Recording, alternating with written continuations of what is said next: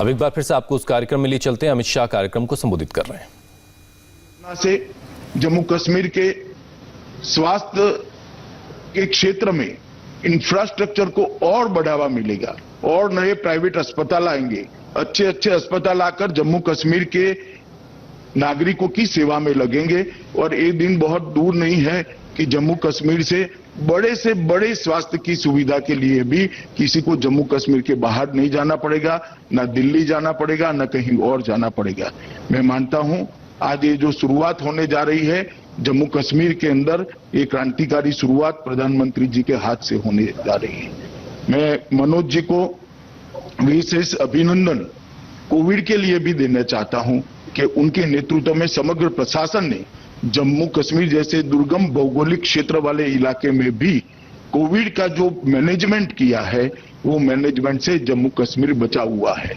और आज जो टूरिज्म के अंदर एक अच्छा रिस्पांस दिख रहा है हमें, वो रिस्पांस का कारण है कि कोविड से जम्मू कश्मीर को बचा लिया गया है। मैं आज जम्मू कश्मीर के सभी नागरिक भाइयों बहनों को कहना चाहता हूं कि जब भी प्रधानमंत्री जी हमारी मीटिंग करते हैं वो 3 बातों पर जम्मू कश्मीर के लिए विशेष आग्रह रखते हैं।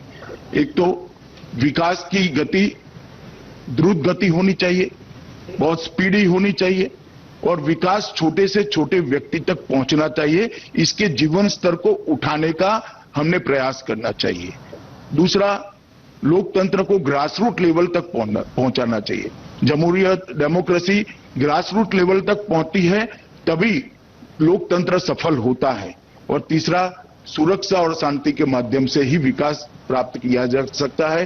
तो जम्मू कश्मीर में सुरक्षा और शांति भी एक बनी रहनी चाहिए। ये तीनों क्षेत्र में 5 अगस्त के बाद बहुत बड़ा परिवर्तन आया है।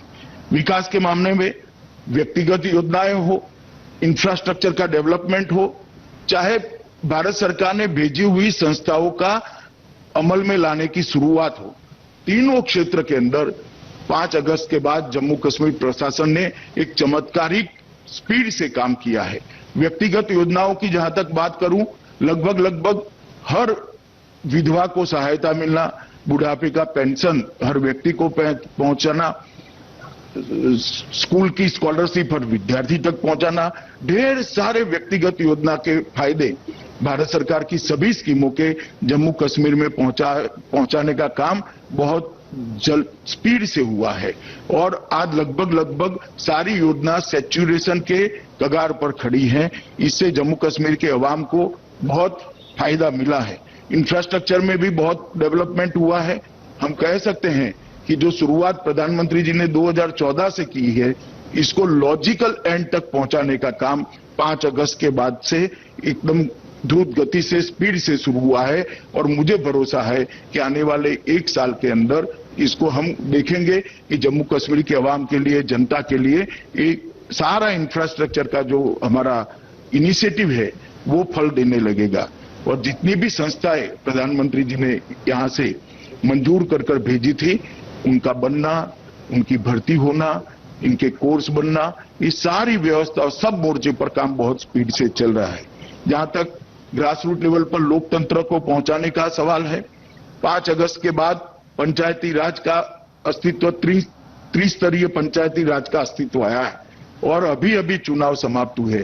मुझे आनंद है, रक्त की एक भी बूंद गिराए बगैर पारदर्शी तरीके से सभी कश्मीरियों ने वोट डालकर, इतनी भारी मात्रा में वोट डालकर अपने जनप्रतिनिधियों को चुना है।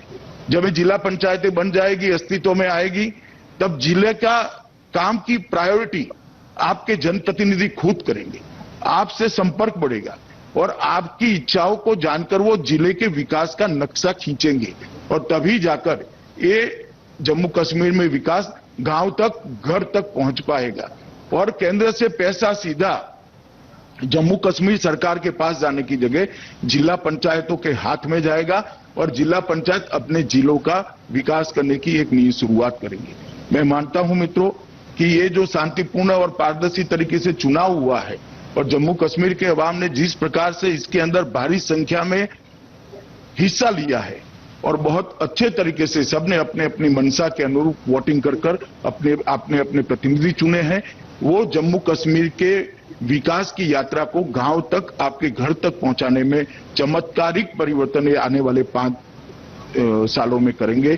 और 5 अगस्त के बाद प्रधानमंत्री जी ने जो वादा किया था कि जम्मू कश्मीर में गांव तक लोकतंत्र को पहुंचाना और व्यक्ति को लोकतंत्र के अंदर हिस्सेदारी लेने का मौका देना और उसको एक प्लेटफॉर्म देना, मैं मानता हूं वो वादा आज प्रधानमंत्री जी के नेतृत्व में पूरा हुआ है।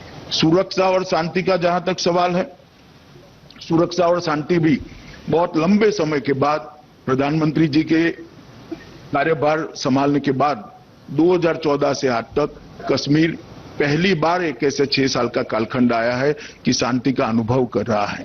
आज शांति के बगैर विकास असंभव है, शांति के बगैर टूरिज्म पनप पाना असंभव है। शांति एक एटमॉस्फेयर क्रिएट करती है जो डेवलपमेंट का रास्ता प्रशस्त करती है, टूरिज्म को बढ़ावा देती है और युवाओं के सपनों को साकार करने का एक रास्ता बनाती है। और सुरक्षा और शांति भी आज मैं बहुत भरोसे से कह सकता हूं कि 2014 से 2020 का ये 6 साल का कालखंड रहा है, वो जम्मू कश्मीर में लंबे समय के बाद, 90 के दशक के बाद शांतिपूर्ण कालखंड के रूप में आने वाले दिनों में जाना जाएगा।